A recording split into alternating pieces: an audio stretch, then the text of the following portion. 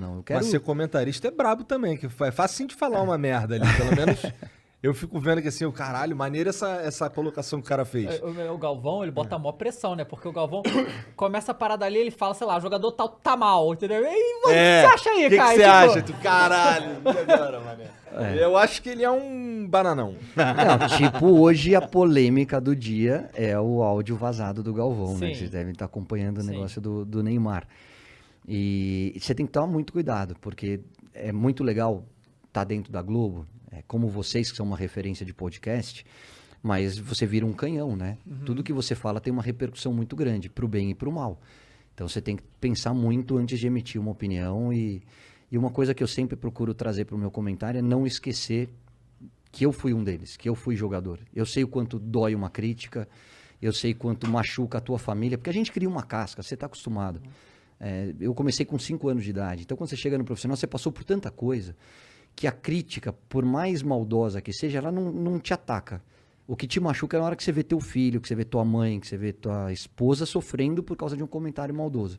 Eu não faço isso. A minha crítica sempre é muito respeitosa. Eu tenho que fazer, porque eu sou comentarista, sou pago para isso. Agora, eu não preciso falar que o Igor é uma porcaria e que não merece vestir a camisa do Flamengo. Eu posso dizer que hoje ele não está num dia bom e que talvez fosse importante uma substituição para mudar um pouquinho o jeitão de jogar. É a forma que eu procuro tratar, não esquecendo que antes do jogador tem um ser humano e ele tem família e eles ficam chateados, sim. E hoje em dia, tipo, a internet trouxe muitas coisas boas, mas assim, lá no passado a pressão era diferente, né? Porque hoje é todo momento, todo lugar, você não tem um segundo de paz, né? A não ser que você desligue tudo, né? E é difícil desconectar hoje em dia. Os Né? caras criticam o Neymar, né? Demais, né? E tantos jogadores, foi pra noite, tá na balada.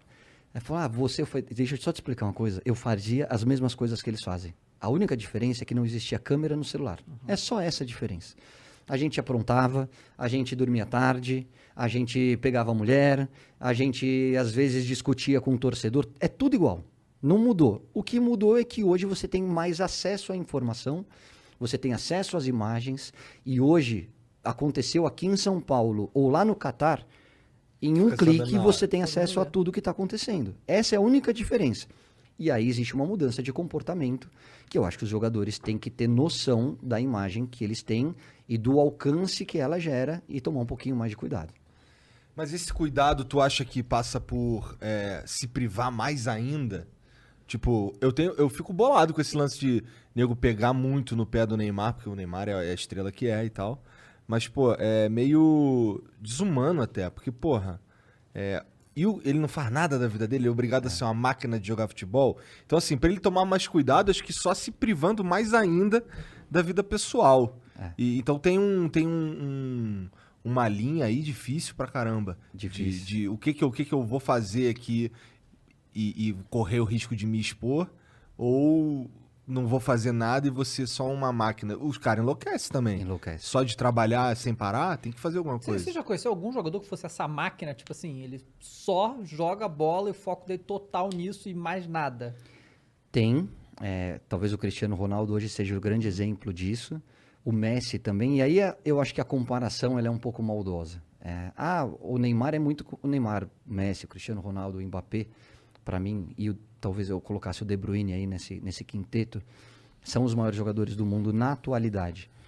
Acho até que o Cristiano Ronaldo e o Messi já num outro momento de carreira, e acho que hoje, tecnicamente, na parte técnica, o Neymar é o mais completo deles. Só que o Neymar tem essa rejeição por conta da imagem dele. Olha o que o Cristiano Ronaldo e o Messi fazem e o que o Neymar faz. Cara, os dois são casados, com um filho constituído, e o Neymar é solteiro.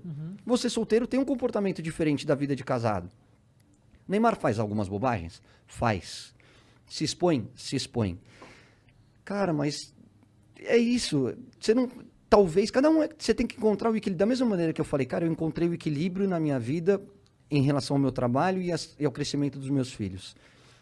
O Cristiano Ronaldo e o Messi, talvez eles tenham... Hoje eles se privem de muito desse lado social. Por quê? Porque eles já estão no final da carreira, eles já estão num outro momento. O Neymar, eu vou te falar, eu conheço um Neymar que muita gente não conhece, tá?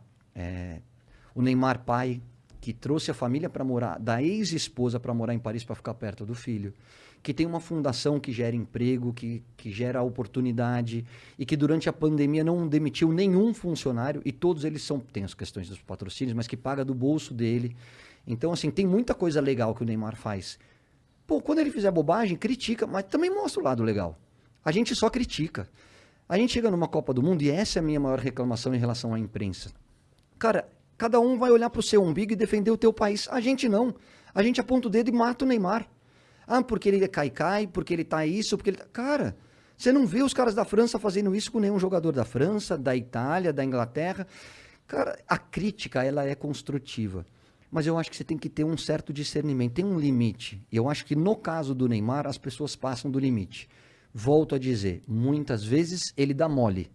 Muitas vezes ele bate de frente de uma maneira que ele não deveria.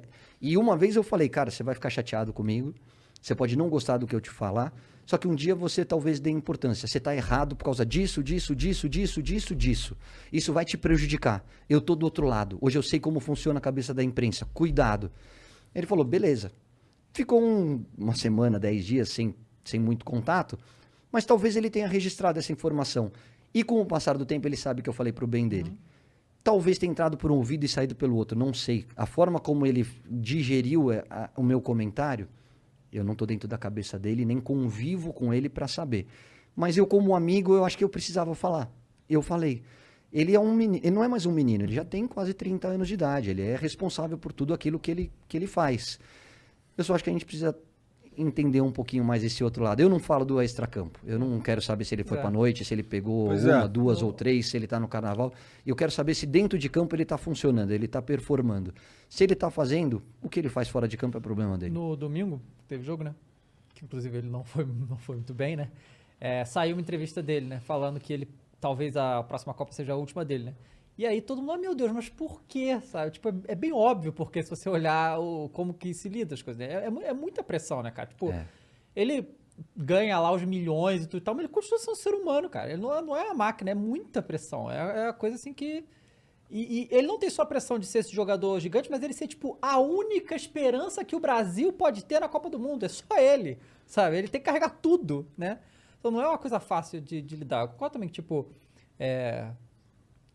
vai cometer erros, acontece, mas eu acho que é muito acima do normal como a figura Neymar é perseguida, né? Não me surpreendeu, porque a gente já sabia que ele estava cansado, tá? Mentalmente cansado. Externar isso dá essa repercussão toda, mas a gente sabe o quanto ele está incomodado com todas essas perseguições, principalmente... Eu sempre falo isso, o jogador sabe quando ele jogou mal. O Neymar saiu do jogo contra a Colômbia, ele sabe que ele não foi bem, ele sabe que ele tomou decisões erradas, ele sabe que ele joga muito mais do que ele jogou. A minha função como comentarista é dizer exatamente isso. O Neymar hoje não está bem. O Neymar hoje deveria ter sido substituído, mesmo que seja difícil tirar o craque do time, porque até o craque tem os seus dias ruins. Ponto. Mas a gente sabe como ele está cansado em relação a tudo isso que a gente está conversando, que são conversas de WhatsApp, enfim. O que eu gostaria muito é que a pandemia trouxesse um pouquinho mais de reflexão em relação a esse tipo de análise, entendeu? Que a gente olhasse com o mesmo carinho que a gente olha para Simone Biles, na hora que ela pede para não disputar tantas provas onde ela é a favorita de todas, e gera uma discussão. Vamos olhar com esse mesmo lado humano para o Neymar também. Né? Vamos olhar para todos eles da mesma maneira, porque são atletas de altíssimo nível, estão entre os maiores de todos os tempos, recebem para isso, tiram proveito do talento deles, ninguém está falando que são coitadinhos, não é nada disso. Mas não vamos esquecer que antes do ser humano, antes do atleta, existe o ser humano. E que ele é passível de erro. Vai ter o dia ruim do Neymar, como teve o dia ruim do Messi, como teve o dia ruim do Cristiano. Todo mundo um dia falha.